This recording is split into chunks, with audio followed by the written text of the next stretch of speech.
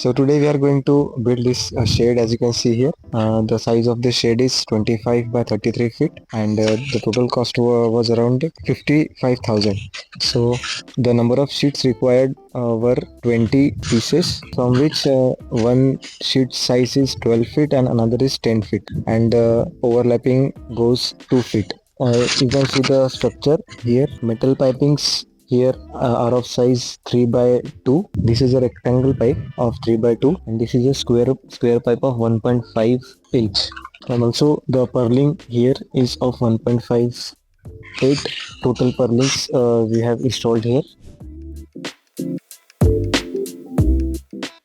In order to paint, we have to arrange the pipes side by side. So to do that, we are arranging these bricks to make same level of two platforms. Now we are arranging the bars on the leveled bed of the brick. The size of the pipe is of 1.5 by 1.5 inch.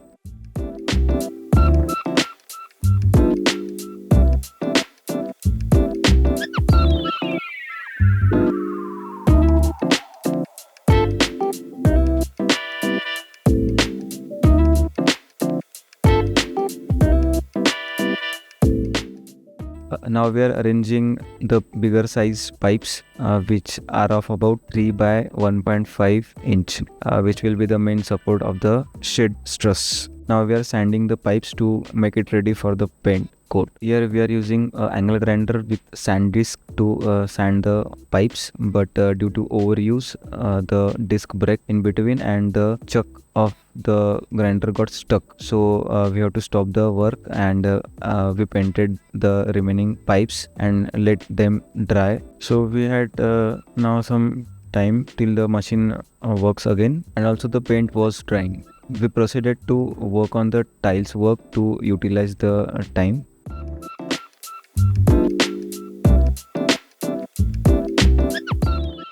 We tried to fix the disc lock of the grinder, but we were not able to unlock it. So we go to the professionals and get that done, because they had a good adjustable range which we were lacking. So the machine is ready, but we have to finish the remaining work of the tile. So this is the area where I have set up the tile cutting. I just quickly finished it. Now we are leveling up the sand, which was an obstacle for long length of the pipe. The paint coat on the pipe is dried. We have to move these pipes on the right side. Table was heavy due to the pipes, so we were not able to move. So we placed the pipes on the ground and moved the table to the right, and then again place the pipes on the table. That's why we level the sand. Here we have started working on the truss by keeping the same dimension as we have said in the introduction part. We are using temporary joints. Here you can see the slanted bar is the bigger pipe of 3 by 1.5 inch, and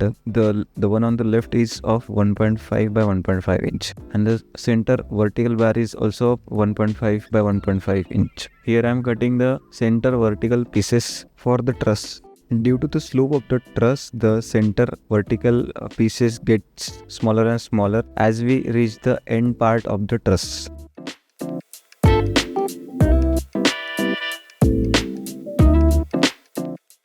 So the truss is ready to check, and we will place it on the wall to see if it fits correctly. We are using a rope to lift it up from one side, and we will place it on the wall. From another side, we will place it as you can see, and it fits perfectly as required. So you can see here that it fits perfectly, but there is no diagonal support we have welded. We just placed it to check the length of the truss. We will place this structure back again on the ground, and we will finalize this structure. We needed two set of truss, so we have started working on the another one. So we had a 20 feet pipe, but we have to join another 5 feet, so we are getting a 5 feet piece from the another pipe, and we will join it to make the required length of our truss. Here we have started welding the pipes together using a set of clamps. So the truss has a slope of 1 feet, that is 12 inches. So this is the 1 feet vertical support we are welding together, and it will decrease lengthwise as the length of the truss proceeds. This is the last end of the truss we welded, and now we are finalizing all the joints.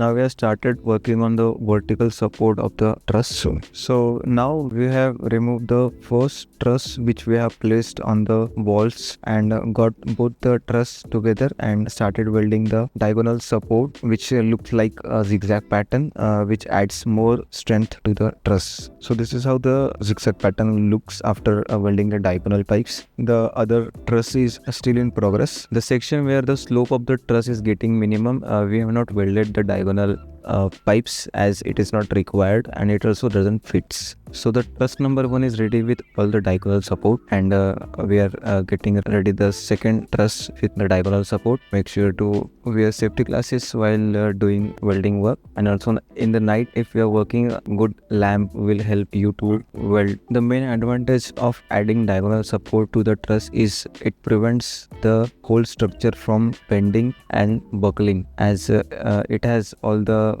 load of the shed. It is good to have diagonal support in your truss. We have checked all the welded joints for any cracks and sludge, and we are ready to grind the joints to remove the extra welded part. Here we are grinding the welded joints to clear the weld, and any of the crack is revealed here.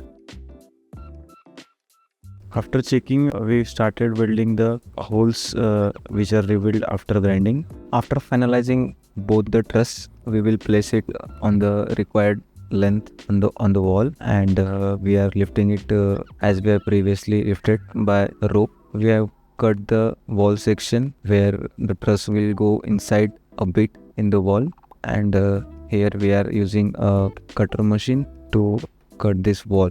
We have placed the first truss in its position and now placing the second truss. We are following the similar process.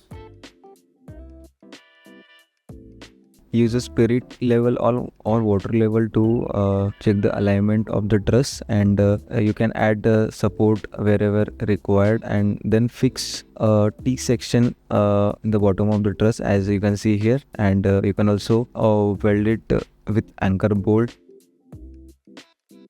So we are done with leveling of the truss, you can see here, and now we will move towards the purlins. We are shifting all the pipes on the first floor, and we will get the required length by welding it together. The MS pipe usually comes in a length of 20 feet, so we have to add 13 feet of pipe to make our dimension 33 feet in total. So we have added 13 feet of pipe to get 33 feet. We have welded the pipe and we are testing it now.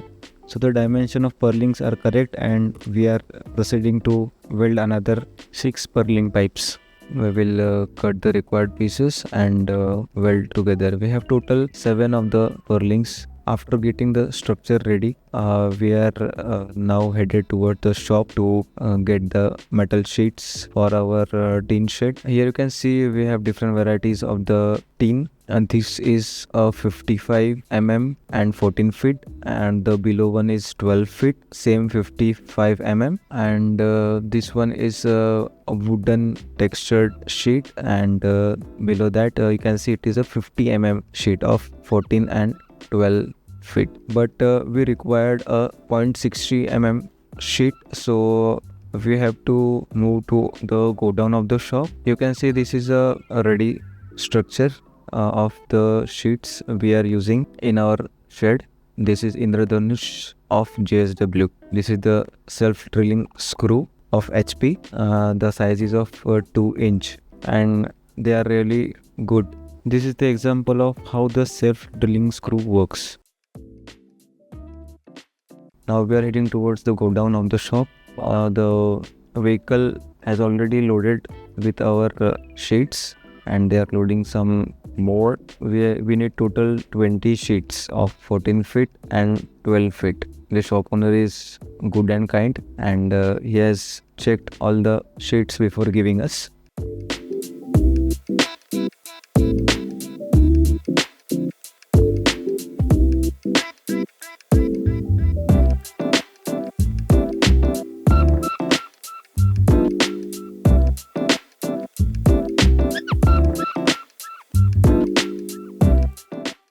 After securing all the sheets in the vehicle, we are ready to move to our home.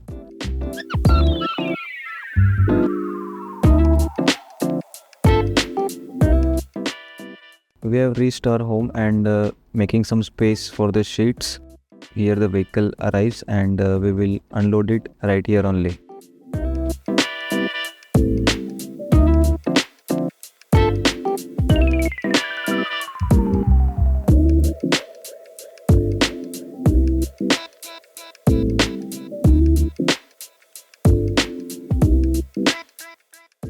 So after getting our sheets from the market, we are back to the structure work. We will finalize some remaining purling work and weld the purlings to the truss.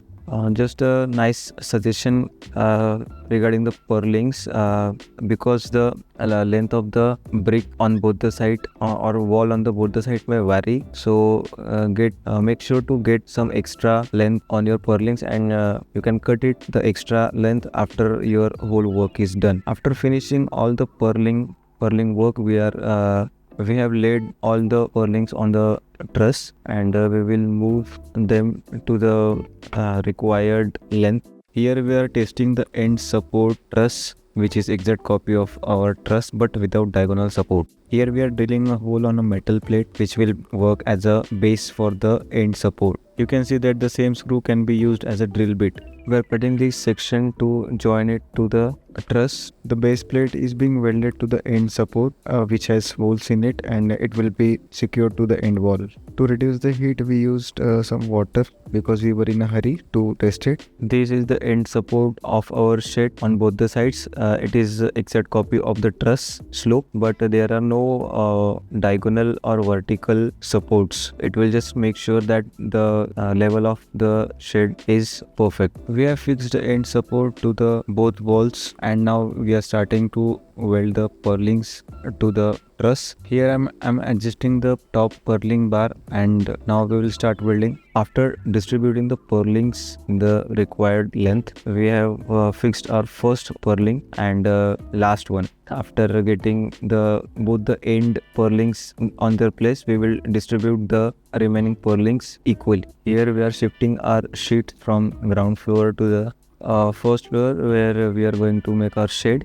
We have two different length of sheets. 10 sheets are of 14 feet and another 10 sheets are of 12 feet. We have done some plumbing work before, so there was a hole in the wall, and on the same place the base for the end support will be fixed. That's why we are fixing the wall.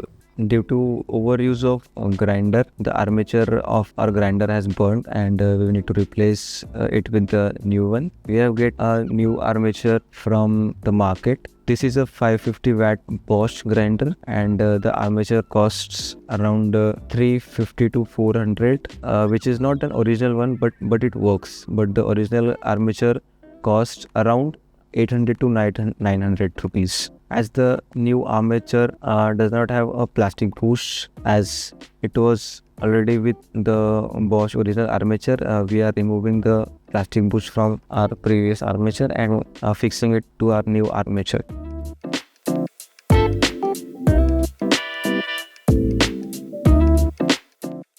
After doing this and greasing all the bearings, our grinder will be finally ready, and we will get back to our work. So this is how the structure is taking shape. It is almost ready. The end support on one wall is fixed, but here you can see that the another end support is not fixed yet. Here we are getting ready the another end support. We have cut the pipe, and here we are welding the end support. Now we are welding the base plate. So finally it is the time to check our results. It's perfect. This is spirit level, and we are getting the exact center bubble in our level. That means our structure is almost perfect. Fixing both end purlings first. We will be welding other remaining purlings. The distance between each of the section is almost of about 4 feet.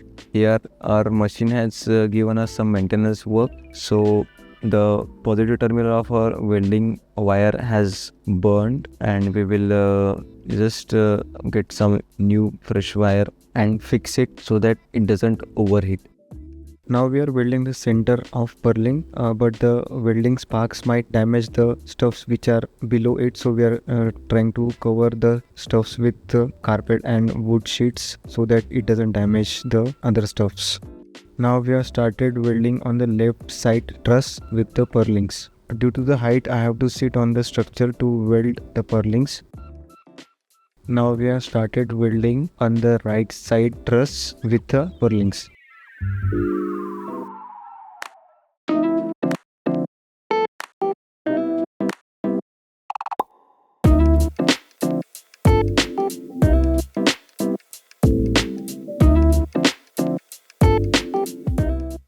Now we are building on the right side, and after this we will be ready with all of our purlings.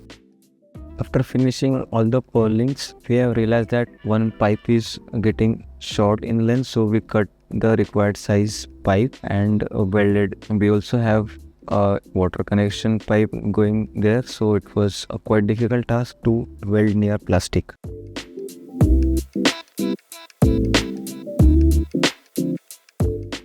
After getting finally the structure ready, we are shifting the sheets on the truss and keeping it aside.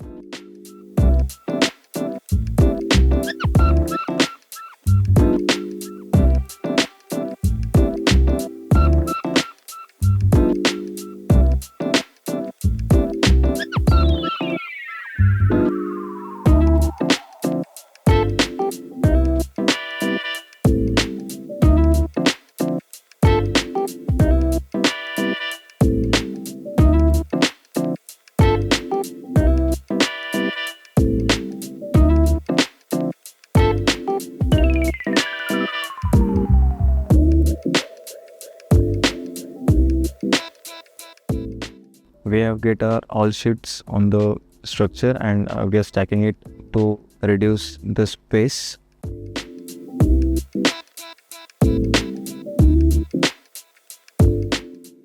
And we will get a sheet one by one and start drilling it to the purlings. While overlapping the sheets, make sure that the sloped section is lying on the another sheet so that the water doesn't leak in your shed. Here we are moving the another set of sheets toward the required space. We have used these two pipes as a support to move the sheets, so our work becomes way easy, and it also reduces the chances of bending of the sheets.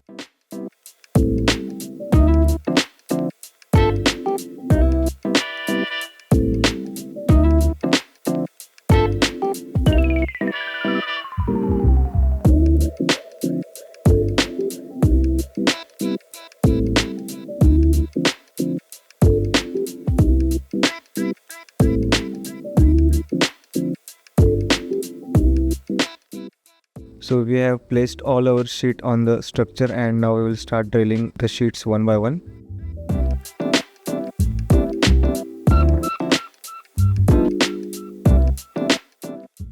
As it was the evening time, so we have light up the area to get correct results. As we are laying the sheets, the purling is getting hidden, so we are using a aluminum bar and marker to mark the hidden purling outline, and we will be drilling screws accordingly. So while drilling the screws in the sheet, we have used first a normal screw mode, and once the screw is drilled in the purling, we will using hammering mode in the drill machine.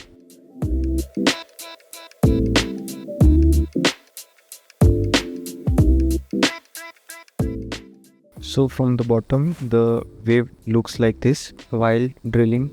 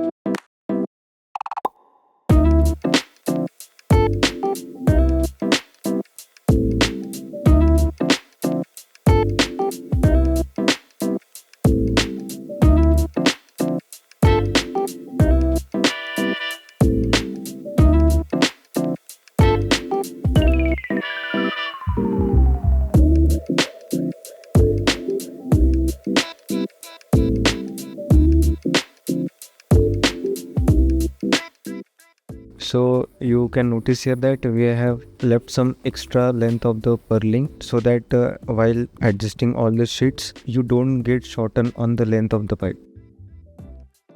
So the structure is ready, and we have left the space of one sheet in the middle for the transparent sheet, and we will be fixing this sheet to get enough lighting under the shade. But due to some transport issue of the transparent sheet, we fixed the same metal sheet to the space left here for the transparent sheet. So these are the final results of our shade. You can see here the markings we have done to screw the sheets using aluminum bar. Here we are welding the vertical support to the side truss which is rested on the wall. Here we are drilling the single sheet which we left space for the transparent sheet. So we are ready with our shade. As you can see, it is ready, and we have screwed this to the purlins with the auto drilling screw, self drilling screw of 2.5 inch. We have used a drill machine for this purpose, and regarding the number of screws in both the ends, we have screwed almost every alternative ridge of the tin, and in between we have screwed alternative to secure it, and it also reduces the vibration of the shed in heavy winds. So along the 33 feet length, we have two scissors for mid support, and there are no column support between the shed. So these two scissors are located at around 11 feet of distance, so it divides the total 11 feet into 33 feet distance. We have secured this scissor with the concrete slab with this T metal support, and this will be screwed with the anchor bolt to the slab. Similarly, we are securing this. So here we have used GSW Indradhanush sheet, which is of 0.60 mm. It is really thick and tough, and resistant to heavy loads. The cost of sheet in our local market is around 1800 rupees for 12 feet, and 14 and for 14 feet it is 1950 rupees. And the metal costing goes around 15,000 for these 3 by 2 inches rectangle pipe, and for purling, which is of 1.5 by 1.5 inch, and the total number of purlings are 7.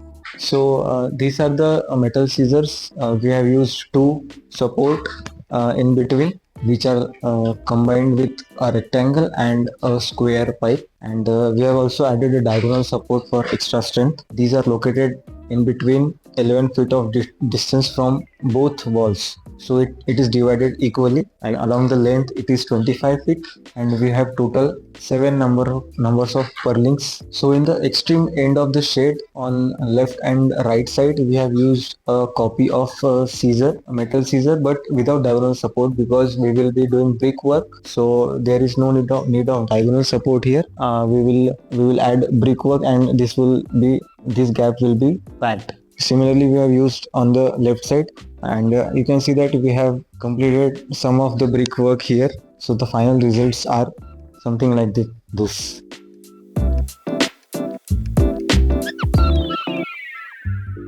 The total cost of this shed is around 55,000, excluding the labor charges, because we have done it by ourselves. So it was quoted to us for around 1.2 lakhs, but we have completed in 55,000. So there are different thickness available in the market of metal sheet. This particular sheet is of 0.60 mm, as you can see. This is in Indradhanush by JSW. Thanks for watching our video, and if you have any question, feel free to ask in comment section. Stay tuned for other projects.